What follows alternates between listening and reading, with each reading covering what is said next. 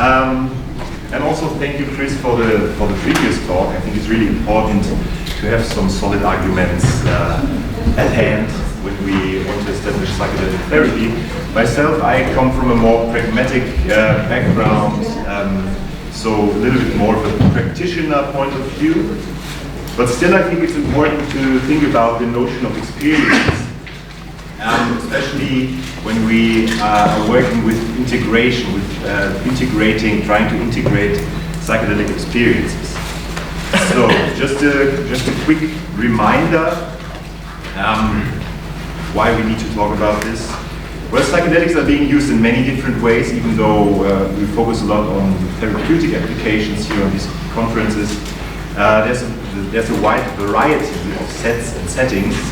For example, people go to festivals or parties and take psychedelics for fun or to replace boredom or whatever.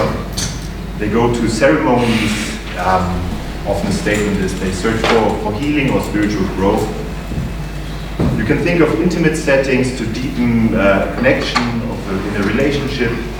This classical psychonaut that Henrik criticized yesterday was alone, out of curiosity, exploring consciousness, and of course the therapeutic setting where you want to target a specific topic, trauma, anxiety. So there's different approaches, different risks, and different outcomes. But what I would like to emphasize is that you can never plan a psychedelic experience, even if you have a good intention at hand. It's still unpredictable, and that can cause some work afterwards, some integration work. Yeah, we should keep in mind what is necessary for creating safe and supportive spaces for these experiences to happen. I think it is a good idea to develop a stance of integration. And the idea of integration is using psychedelic experiences for personal and societal development. Literally, it means something along the lines of restoration of wholeness. And the idea is to connect your psychedelic experiences to your everyday life. And for example, in the workshops we do this by exploring the experiences through different modalities, things like journaling, sharing, artwork, body exercises, biographical work. So any kind of modality to really work with the experiences further. And the focus is on a beneficial long-term outcome. So it's really about making experiences count and let them have real-life impacts. And it's really a stance and not just aftercare, because often integration is understood as what happens after an experience. But I would say it's a stance how we approach psychedelic experiences in general. And there's different levels of integration.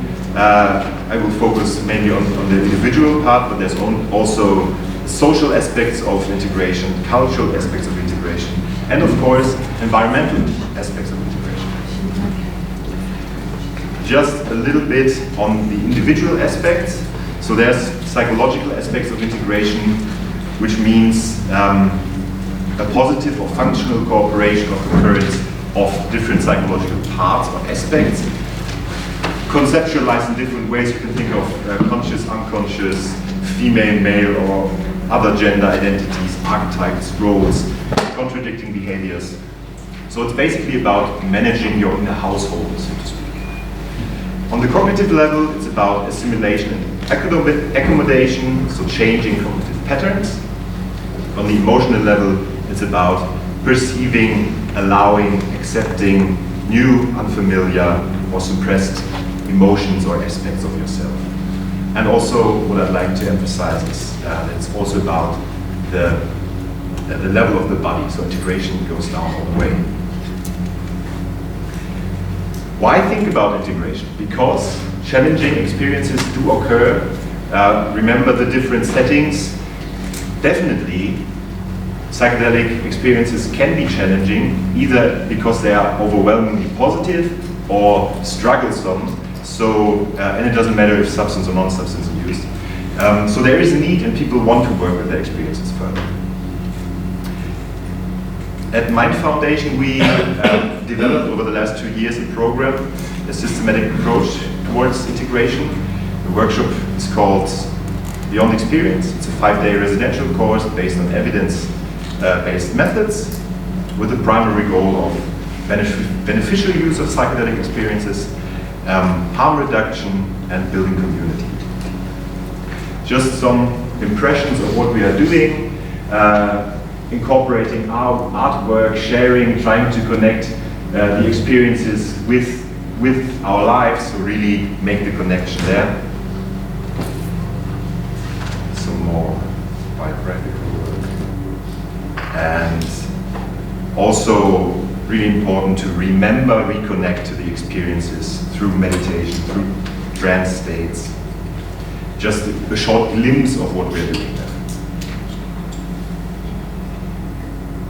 So, what are we dealing with in these kinds of workshops?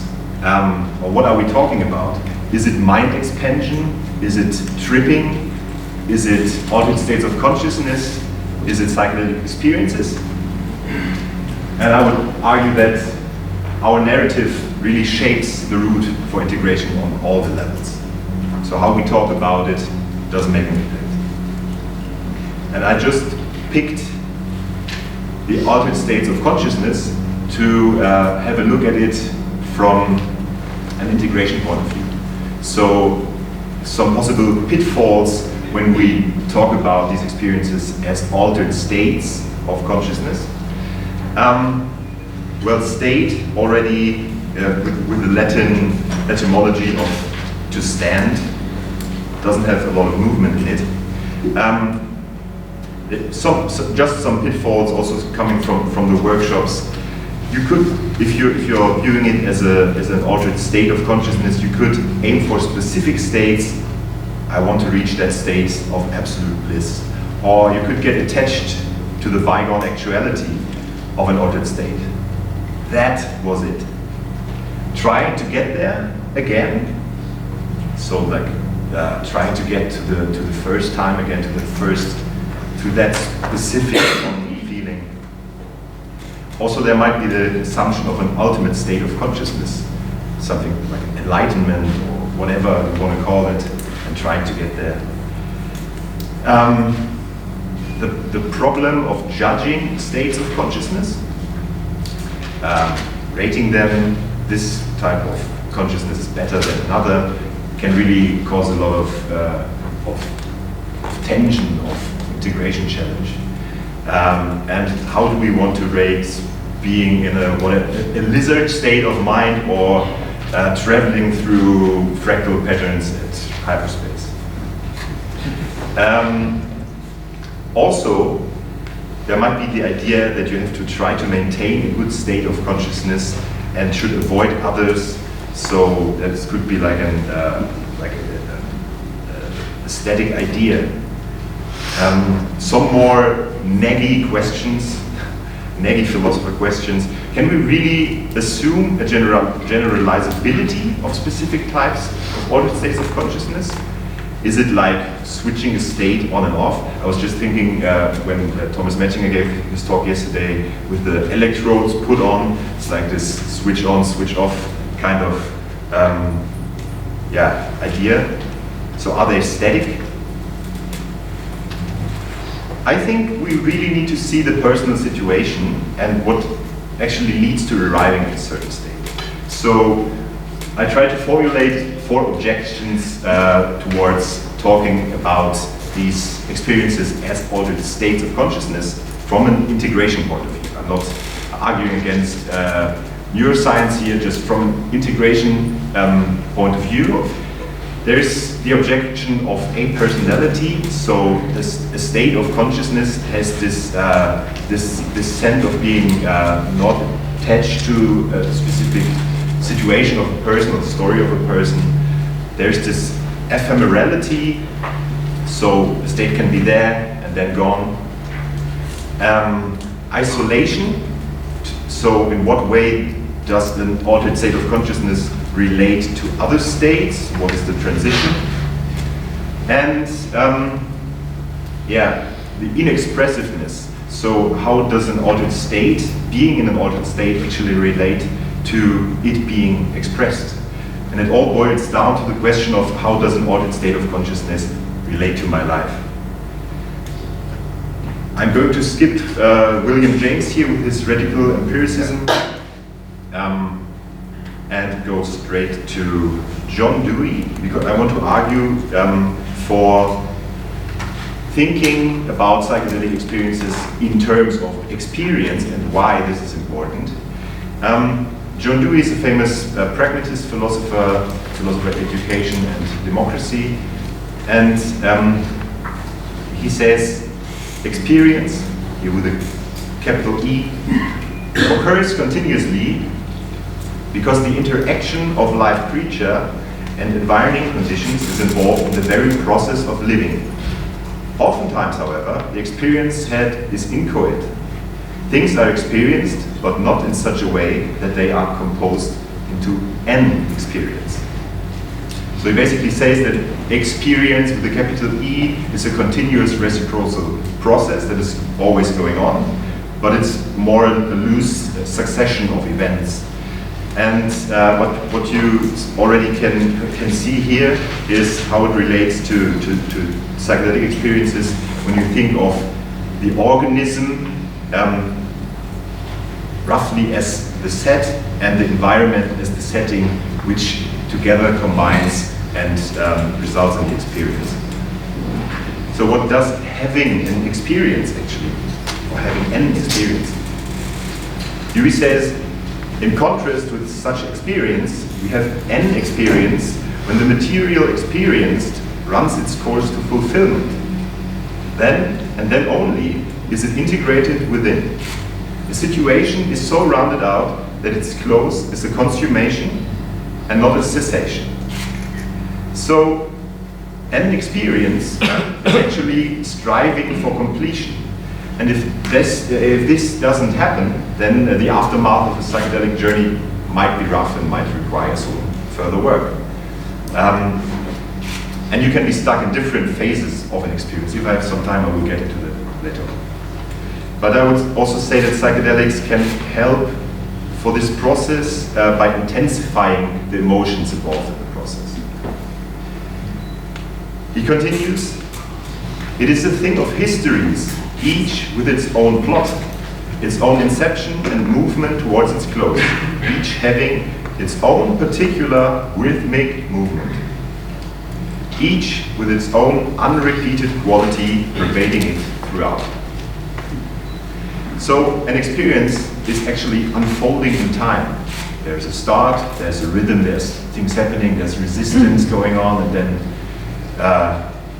it resolves under good circumstances. And it builds on preceding interactions. So it has a history. And also, without external embodiment, an experience remains incomplete. I would say that this happens naturally when an experience actually reaches its natural conclusion. Doesn't necessarily mean an emotional outburst. So, might talking about experiences instead of altered states be a better fit in terms of integration work? I would say so, because an experience actually points towards it being situated. So it's always a specific organism, a specific person, a specific situation that's having an experience.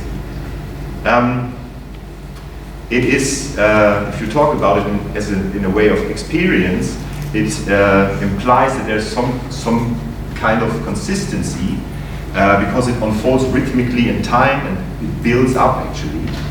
And also, especially when you put some effort into making the experience whole, it is connected to other experiences in your life, to your everyday life. And as I already said, the consummation of an experience also contains its expression. So Dewey wants more. I have emphasized the fact that every integral experience moves toward a close, an ending, since it ceases only when the energies active in it have done their proper work. This closure of a circle of energy is the opposite of arrest, of stasis. Maturation and fixation are polar opposites.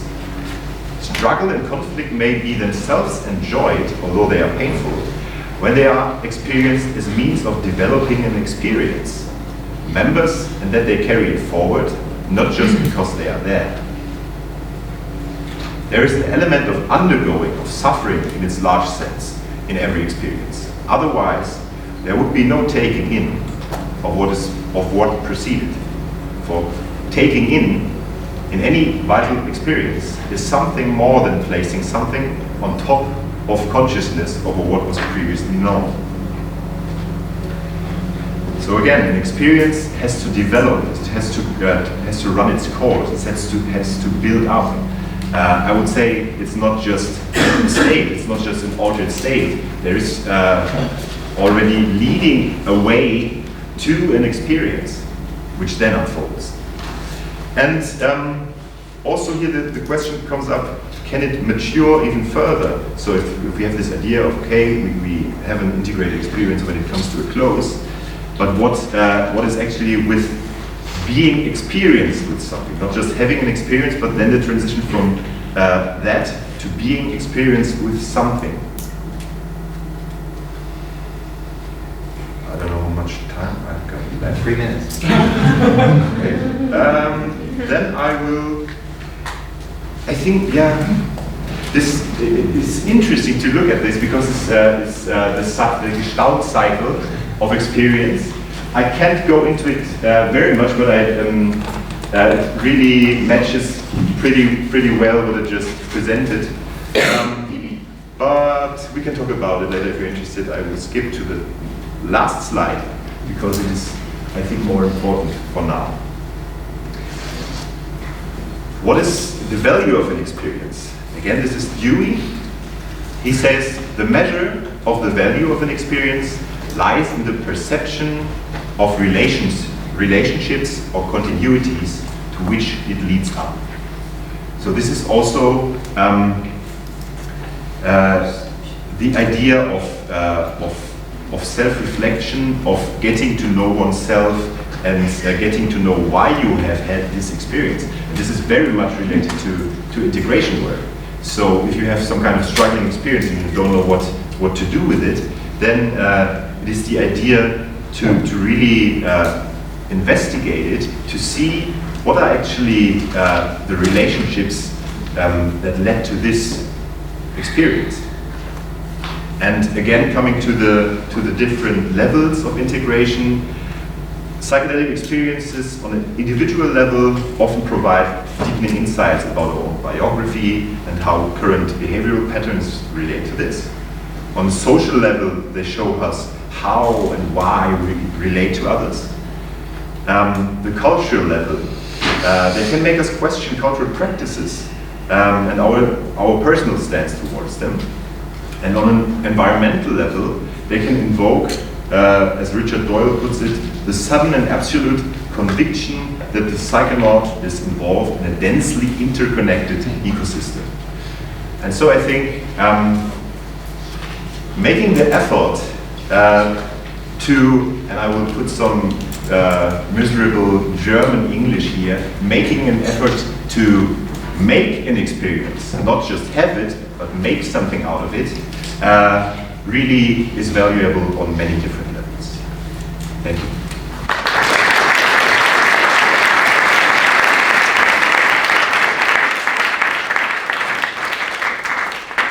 Thank you very much, David Heuer. We have time for questions. So, what do you want to ask? How would you translate experience into German? Erfahrung. Even I would say I had a hard time doing this in English because the German term Erfahrung is way richer and has this sense of way of exploring a distance already in it, which is a little bit lacking in the English language. It has more a connotation of experiment. But it's interesting, the question, definitely. So the German term is Erfahrung. So the difference, of course, between Erfahrung and Erlebnis would need to be discussed. Yeah. Okay. More questions? So, I have one again. So, do you think that the whole, we sometimes debate that integration is an attitude, is a process, and can be considered a state. So that making something out of an experience is kind of diminishing the experience? Is it taking away value of the first experience that people have? Can it also have a negative effect? Well, I would say taking it seriously is actually honoring the experience you had. So I would not say that you take away anything from it. Of course, when you work with an experience further, an experience is not something static. So when you work with it further and explore it, you kind of alter it all the time, the process is going on. So, but I would say doing that is actually taking it seriously and wanting to make it matter in your life is not something of, oh, this experience I don't want to touch, I want to leave it like that. Of course, this is a decision that someone can make, but I think it's beneficial to make an effort. One question? You're talking about having an experience with, can you talk a bit more about this, because that's something that didn't exactly connect with me. And what exactly you mean that is, and how that can move forward? You're talking about having an experience with as the next step of not just having a being in an experience and then having an experience with being experienced with something. So you might have a specific experience, but then how does it translate? So it's basically about the transition of not treating an experience as, oh, this is something that once happened in my life, but making a transition out of that into your life, into making it being more capable of using what you actually experienced in other situations in your life. So transition from having an experience into being experienced.